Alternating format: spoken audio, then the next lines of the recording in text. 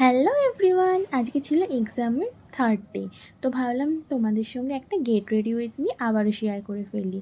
তো ফার্স্টেই skin care করে নিলাম, ময়শ্চারাইজার এবং সানস্ক্রিন অ্যাপ্লাই করার পর হেয়ারটাকে ভালো করে কোম্ব করে নিয়েছি।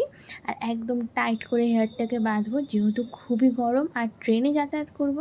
আর এই সময় বালিগঞ্জ যাওয়ার ট্রেনটা এত ভিড় হয় না, কি বলবো, মারাত্মক লেভেলের। যারা ট্রেনে ডেলি প্যাসেঞ্জারি করো তারা তো জানবেই। তো যাই হোক, যেহেতু সিট আমার বালিগঞ্জে পড়েছি, কিচ্ছু করার নেই, যেতেই হবে।